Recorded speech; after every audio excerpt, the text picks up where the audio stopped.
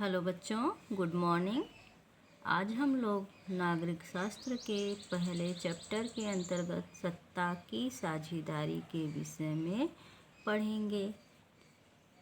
और इस अध्याय के अंतर्गत हम लोग बेल्जियम और श्रीलंका के लोकतांत्रिक शासन पद्धतियों के बारे में भी समझेंगे। साथ ही हम श्रीलंका में बहुसंख्यकवाद के बारे में भी जानकारी प्रस्तुत करेंगे। तो बच्चों, सबसे पहले सत्ता की साझेदारी का क्या तात्पर्य है, इस पर हम प्रकाश डाल रहे हैं कि सत्ता की साझेदारी किसे कहा जाता है। तो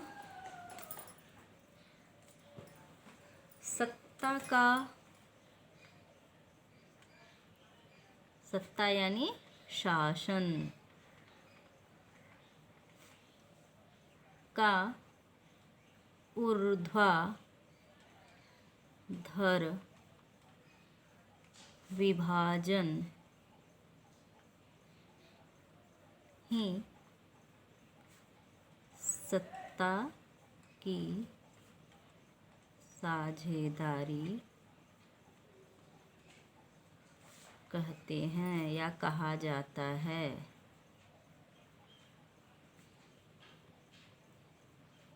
किसे कहते हैं बच्चों? सत्ता का ऊर्ध्वाधर विभाजन ही क्या कहलाता है? सत्ता की साझेदारी कहा जाता है। दूसरे शब्दों में, शासन का ऊर्ध्वाधर विभाजन, शासन की शक्तियों का ऊर्ध्वाधर विभाजन करना ही क्या कहलाता है? सत्ता की साझेदारी। अब ऊर्ध्वाधर क्या है? ऊर्ध्वाधर मतलब होता है ऊपर से नीचे की ओर। अब क्या है ये? केंद्र सरकार हो गया।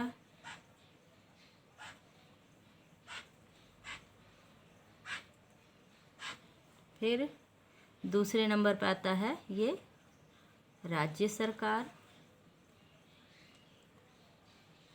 और फिर तीसरे नंबर पर क्या है? स्थानीय सरकार।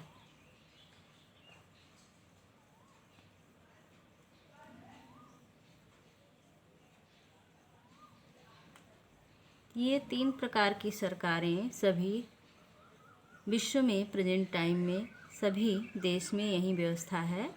शासन की शक्तियों का विकेंद्रीयकरण कर दिया गया है। सबसे पहले नंबर पर कौन सी सरकार कार्य करती है? केंद्र सरकार। फिर उसके नीचे राज्य सरकार काम करती है। इसके बाद स्थानीय सरकारें काम करती हैं। तो इस प्रकार शासन के ऊर्ध्वाधर यानी ऊपर से नीचे की ओर विभाजन को ही क्या कहते हैं? सत्ता की साझेदारी कहते हैं। और यह विभाजन किसके बीच होता है? विधायिका, कार्यपालिका और न्यायपालिका के बीच सत्ता की साझेदारी या शासन की शक्तियों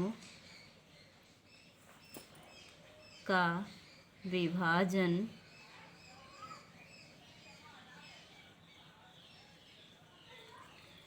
कार्यपालिका, विधायिका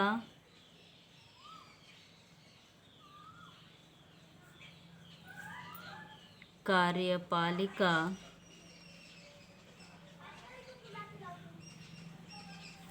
और न्यायपालिका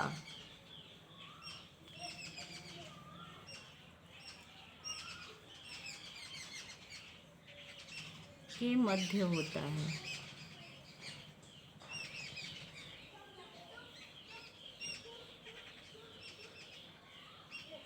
क्या होता है बच्चों? शासन की शक्तियों का विभाजन कहाँ कहाँ होता है? विधायिका, कार्यपालिका और न्यायपालिका के मध्य शासन की शक्तियों का विभाजन किया जाता है।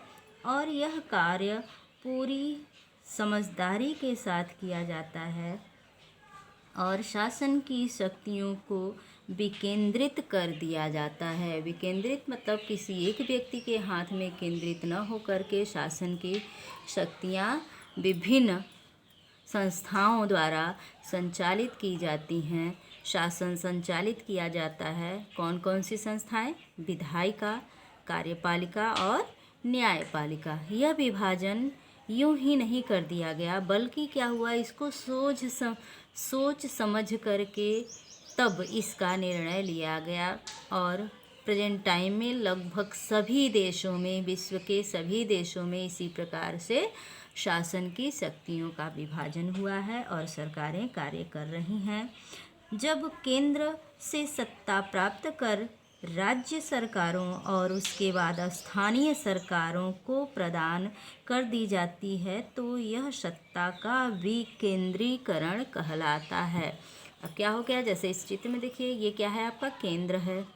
केंद्र यानी जैसे कि भारत का केंद्र किसे बोलते हैं? भारत की राजधानी किसको बोलते हैं? दिल्ली को, जहाँ की हमारी विधायिका, कार्यपालिका, सर्वोच्च न्यायपालिका भी कार्य करती है। किंतु यहाँ पर विधायिका से ही मतलब है। यहाँ पर क्या है, लोकसभा में हमारी सरकार जो बनती है, लोकसभा से ही सरकार का संचालन किया जाता है। प्रधानमंत्री और उसके मंत्रीगण लोकसभा के द्वारा ही देश पर शासन चलाते हैं, करते हैं।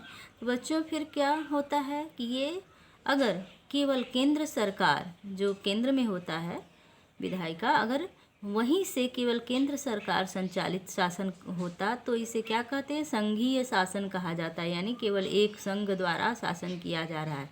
किंतु अब क्या है कि केंद्र सरकार ने शासन की शक्तियाँ फिर कहाँ विभाजित कर दी? अपने नीचे, यानी राज्य सरकारों को दे दी। राज्यों में भी सरकारें चुनी जाती हैं भारत में, जैसा कि आप सभी जानते हैं कि हमारे देश में सर्वोपरि कौन है? केंद्र सरकार है। फिर उसके नीचे राज्य सरकार है। राज्यों में राज्यपाल केंद्र का प्रतिनिधि होता है और जो मुख्यमंत्री के ऊपर होता है, मंत्रिमंडल के ऊपर होता है, मंत्रिपरिषद के ऊपर होता है। और इसके बाद राज्य सरकारें क्या करती हैं कि शासन का विकेंद्रीकरण कर देती हैं। सत्ता की साझेदारी किसमें कर देती हैं? स्थानीय संस्थाओं, जैसे ग्राम पंचायत, न्याय पंचायत। ये शासन का विकेंद्रीकरण यानी स्थानीय शासन जो है नीचे से लास्ट में आता है। सबसे नीचे कौन सी शासन व्यवस्था होती है? स्थानीय शासन, जिसमें कौन शासनकर्ता होता है? ग्राम सभा, ग्राम पंचायत जिसमें कार्य करती है। इसके बाद राज्य सरकार का नंबर आता है, जिसमें मुख्यमंत्री और उसका मंत्रिमंडल कार्य करता है। और केंद्र का प्रतिनिधि के रूप में कौन कार्य करता है? राज्यपाल करता है। और उस सर्वोपरि होता है केंद्र सरकार। तो ये ऊपर से नीचे की ओर सत्ता का जो हस्तांतरण होता है उसे ही क्या कहते हैं? सत्ता की साझेदारी। और यह क्यों किया गया ऐसा?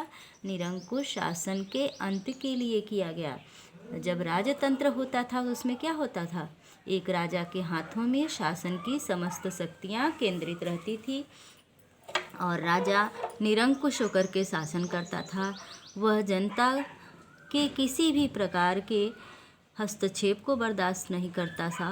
राजतंत्र में यही होता था कि राजा जनता के हस्तक्षेप को बर्दाश्त नहीं कर सकता था। राजा के किसी भी कार्य की आलोचना करने का अधिकार जनता को नहीं होता था।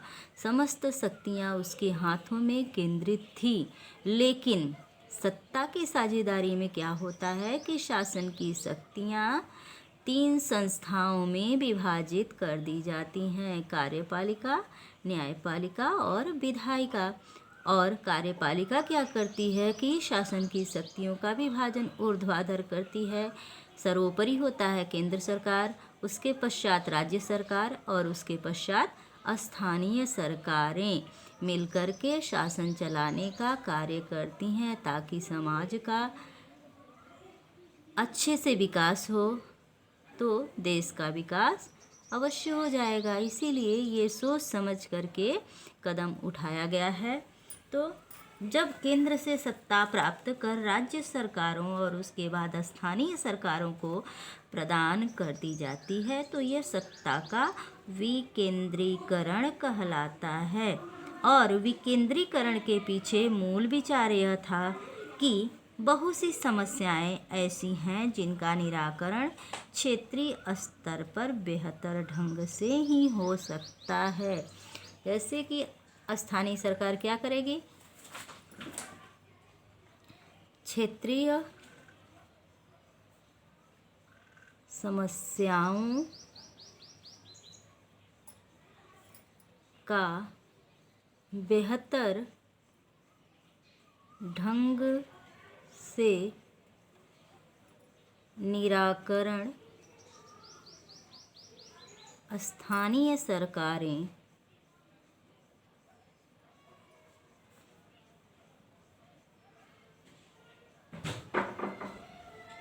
कर सकती हैं, क्योंकि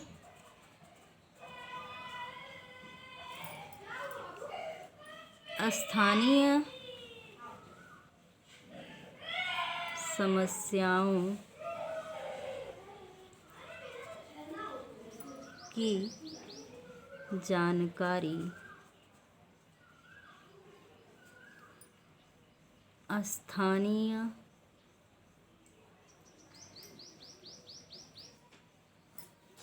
निकायों को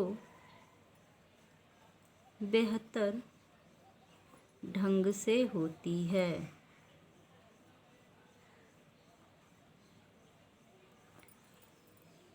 जैसा कि अभी हमने बताया कि सबसे निचले पायदान पर स्थानीय सरकारें कार्य करती हैं और स्थानीय सरकारों की मुख्य विशेषता क्या होती है कि स्थानीय लोग स्थानीय समस्याओं से अच्छी तरह से अवगत होते हैं, जबकि केंद्र जो कि विधायिका कार्य करती है केंद्र में, वह स्थानीय समस्याओं को उतनी अच्छी ढंग से नहीं जान पाती है, परिचित नहीं होती है कि अच्छे से समाधान कर सके।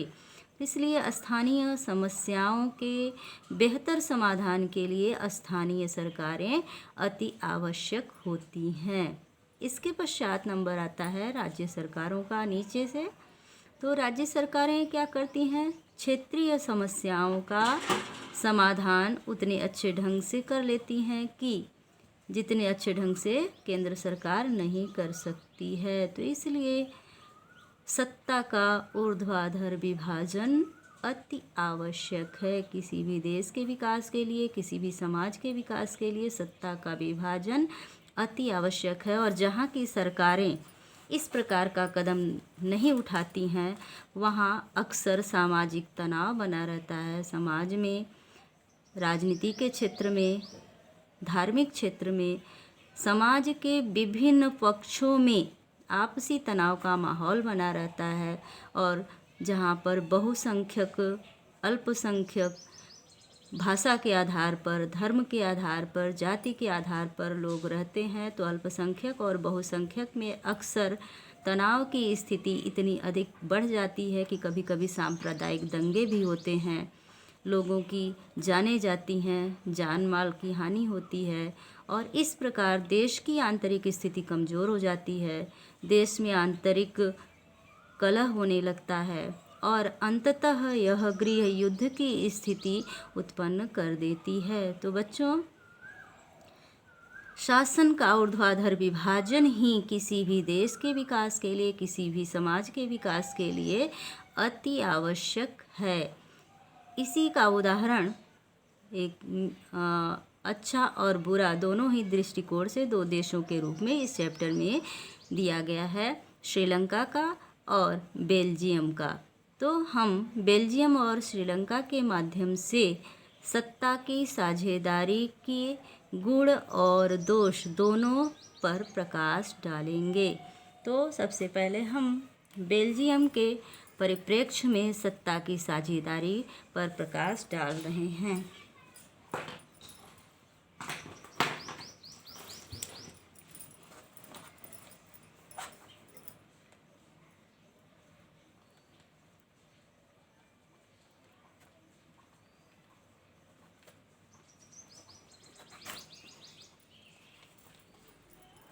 बच्चों, बेल्जियम यूरोप का एक छोटा सा देश है। यूरोप महाद्वीप का एक छोटा सा देश बेल्जियम है।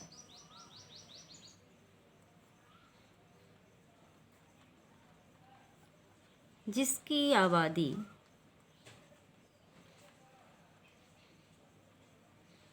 हमारे एक छोटे से राज्य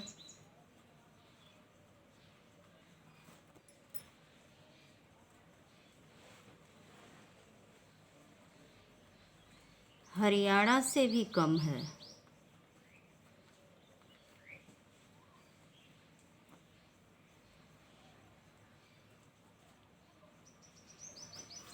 किंतु यहाँ के समाज की विशेषता क्या है कि यहाँ पर बहुभाषी लोग रहते हैं, अर्थात विभिन्न प्रकार की भाषी लोग रहते हैं। बहुत सारी भाषाएं इस देश में प्रचलित हैं। आबादी कम है, जनसंख्या कम है, बहुत छोटा सा देश है। हमारे एक छोटे से राज्य के बराबर भी इसकी जनसंख्या नहीं है। फिर भी यहाँ के लोग कई भाषा का प्रयोग करते हैं, यानी बहुभाषी लोग रहते हैं। और बेल्जियम में यह स्थिति थी कि अधिक जनसंख्या जो भाषा का प्रयोग करता था और कम जनसंख्या जिस भाषा का प्रयोग करता था, भाषा के आधार पर टकराव की स्थिति उत्पन्न हो गई थी। और इस टकराव की स्थिति को समाप्त करने के लिए वहाँ के राजनीतिक लोगों ने एक अच्छा पहल किया। एक अच्छी सोच के साथ सत्ता की साझेदारी के लिए अपने संविधान में संशोधन किया। जबकि बच्चों वहाँ भी संविधान बन चुका था, किंतु समाज के मांग को देखते हुए वहाँ के संविधान में परिवर्तन किया गया, अर्थात संशोधन किया गया। और इस प्रकार से बेल्जियम ने अपने देश में छाए हुए गृह युद्ध के बादल को मिटा दिया, हटा दिया या छांट दिया। उसको हटाने में वहाँ के राजनेता संभवतः प्रयत्न किए और अंततः उस उद्देश्य को प्राप्त करने में सफल हो गए। तो अब हम बताते हैं कौन कौन से भाषाभाषी लोग वहाँ पर थे। तो देश की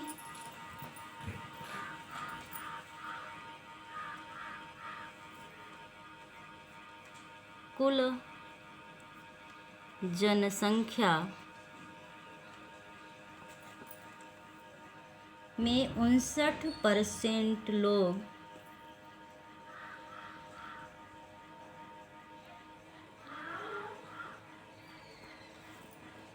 डच बोलने वाले थे।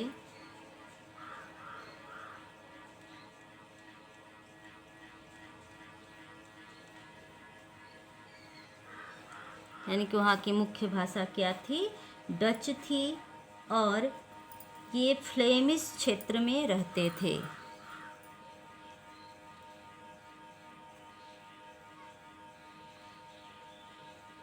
कहाँ रहते थे? फ्लेमिश क्षेत्र में रहते थे। कौन रहता था?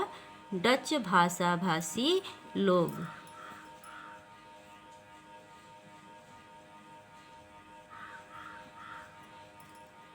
और 40% जनसंख्या जो है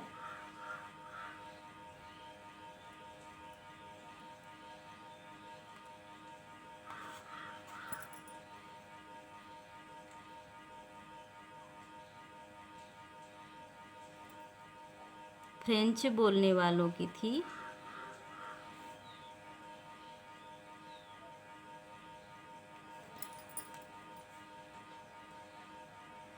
और शेष 1% लोग जर्मन बोलते थे।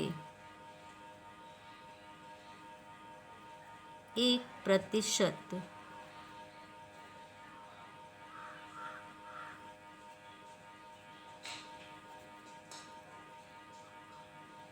क्या बोलते थे?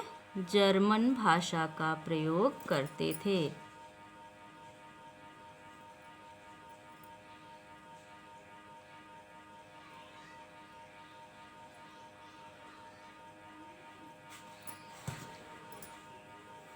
राजधानी, बेल्जियम की राजधानी है ब्रुसेल्स।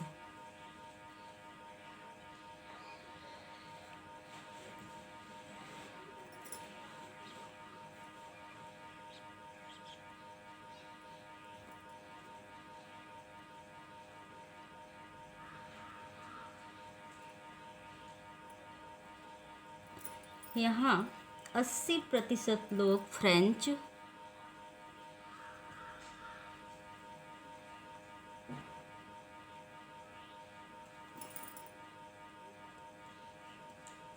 और शेष 20% लोग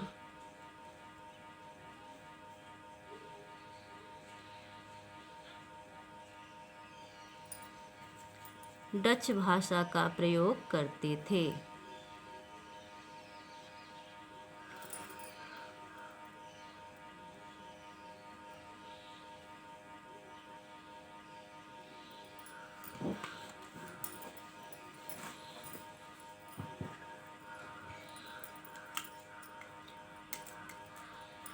अब हमारा अगला टॉपिक है फ्रेंच और डच भाषी लोगों के बीच तनाव।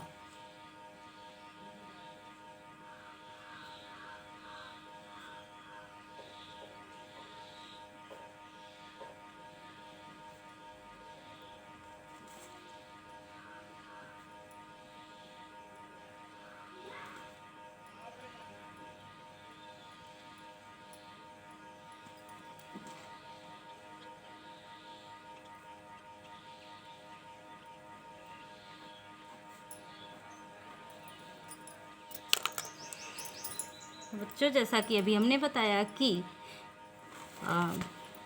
बेल्जियम, जो कि यूरोप महाद्वीप का एक छोटा सा देश है, जिसकी जनसंख्या, जिसकी आबादी हमारे एक छोटे से राज्य हरियाणा से भी कम है, वहाँ पर विभिन्न भाषा भाषी लोग रहते थे। जिस प्रकार से हमारे देश में विभिन्न धर्मों के लोग रहते हैं, विभिन्न भाषाई लोग रहते हैं, इसी तरह से इस देश में क्या था, विभिन्न धर्मों के लोग नहीं थे, फिर भी विभिन्न भाषा भाषी लोग थे और ये लोग विभिन्न क्षेत्रों में निवास करते थे। और इसी भाषा के आधार पर, जैसा कि हमारा अगला टॉपिक है कि बेल्जियम में डच और फ्रेंच भाषी लोगों के बीच तनाव। तो तनाव क्यों उत्पन्न हुआ, किस परिप्रेक्ष्य में उत्पन्न हुआ, ये हम अगले टॉपिक पर प्रकाश डालेंगे। किंतु अभी मैंने जो बताया कि उनकी भाषा भाषी लोगों की स्थिति क्या थी, तो सबसे ज़्यादा जनसंख्या किस भाषा का प्रयोग करती थी, डच बोलने वालों की थी, और सबसे कम जनसंख्या जो है जर्मन भाषी लोगों की थी, केवल 1%। इससे आप अंदाज़ा लगा सकते हैं कि 1% लोग जो जर्मन भाषा का प्रयोग करते थे, तो क्या उस देश के मूल निवासी रहे होंगे? बिल्कुल नहीं, क्योंकि आप सभी ने देखा है वैश्विक युग चल रहा है, व्यापार करने के लिए, बिजनेस करने के लिए या सर्विस करने के लिए लोग जैसे हमारे देश से दूसरे देश में जाते हैं, उसी तरह से यहाँ भी विभिन्न विश्व के विभिन्न देशों से लोग आकर के बसे हुए थे। तो क्या करते हैं लोग, कुछ लोग प्रवासी रहते हैं, कुछ लोग जाकर के किसी भी देश में बिजनेस करने लगते हैं, तो वहाँ की नागरिकता प्राप्त कर लेते हैं, किंतु अपनी ही भाषा का, अधिकांश लोग अपनी ही भाषा का प्रयोग करते हैं। तो इस तरह से यहाँ पर जो 1% आबादी दिखाई गई है वो जर्मन बोलने वालों की, तो यहाँ लोग आकर के बसे होंगे, चाहे नौकरी करने के लिए आए हों या व्यापार करने के लिए आए हों। तो इस प्रकार यहाँ पर 1% जर्मन भाषी लोग निवास करते थे और जर्मन बोलते थे, और शेष जो 2 प्रकार की आबादी है, डच और फ्रेंच बोलने वालों की, तो वो वहाँ की मूल आबादी रही होगी, मूल निवासी रहे होंगे, जिसमें कि एक लगभग 19% के लगभग अधिक है और एक कम है, ज़्यादा अंतर नहीं है। फिर भी बाद में चल कर के भाषा के आधार पर इस देश में गृह युद्ध की स्थिति उत्पन्न हो गई और देश विभाजन के कगार पर पहुंच गया, किंतु वहाँ के नेताओं ने बड़े ही सूझबूझ से काम किया और उन्होंने अपने संविधान में एक नया अध्याय जोड़ा, संविधान में परिवर्तन किया, संशोधन किया और देश को गृह युद्ध की ज्वाला से, विभीषिका से बचाने में समर्थ हो गए। तो उन्होंने क्या किया, इस पर अब हम प्रकाश डाल रहे हैं। अल्पसंख्यक फ्रेंच भाषी लोग तुलनात्मक रूप से क्या थे, समृद्ध थे। फ्रेंच भाषा बोलने वालों की संख्या क्या थी, कम थी, फिर भी ये लोग समृद्ध थे। और क्योंकि अधिकांश व्यापार इन्हीं लोगों के हाथों में था और ये लोग शहरों में अधिक बसे हुए थे, और जो फ्रेंच भाषा भाषी थे उनकी संख्या क्या थी, अधिक थी, फिर भी वे गरीब थे। तो इन लोगों में बहुत बाद में जाकर आर्थिक विकास और शिक्षा का लाभ पाने वाले डच भाषी लोगों को इस स्थिति से नाराजगी उत्पन्न हो गई। तो ये डच भाषी जो थे क्या थे,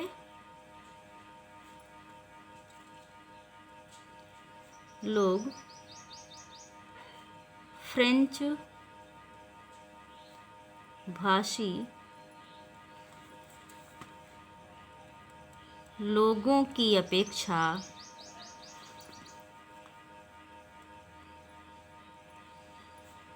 आर्थिक दृष्टि से कमजोर थे। आर्थिक एवं शैक्षिक दोनों ही दृष्टियों से क्या थे, कमजोर थे।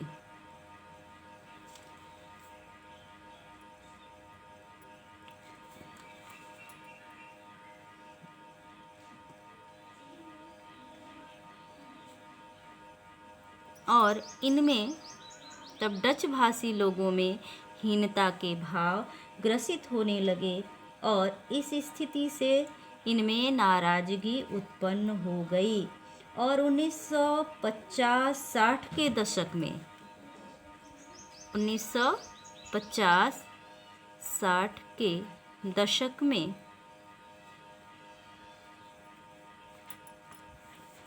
फ्रेंच और डच वाले समूहों के बीच तनाव बढ़ गया। क्या हुआ बच्चों कि फ्रेंच भाषी और डच भाषी लोगों में तनाव बढ़ गया। और कारण क्या था कि डच भाषी क्या थे, फ्रेंच भाषी लोगों की अपेक्षा आर्थिक एवं शैक्षिक रूप से समृद्ध थे। जैसा कि आप दैनिक जीवन में भी देखते हैं कि कोई आपका पड़ोसी जब आर्थिक रूप से आपसे सशक्त हो जाता है तो आपके मन में ईर्ष्या के भाव उत्पन्न हो जाते हैं, द्वेष के भाव उत्पन्न हो जाते हैं। तो ठीक इसी प्रकार से यहाँ के लोगों में, जो कि बहुसंख्यक आबादी थी, फिर भी पिछड़ी हुई थी, तो इनके मन में हीनता के भाव ग्रसित होते गए और इन्होंने फिर भाषा के आधार पर आवाज़ उठाना शुरू कर दिया। यानी कि यहाँ पर भाषा के नाम पर आंदोलन खड़ा हो गया और इन दोनों समुदायों के टकराव जब तीखे होने लगे, और कहाँ होने लगे, ब्रुसेल्स में, यानी कि राजधानी में ही टकराव जब तीखे होने लगे, तो वहाँ के समझदार नेताओं ने क्या किया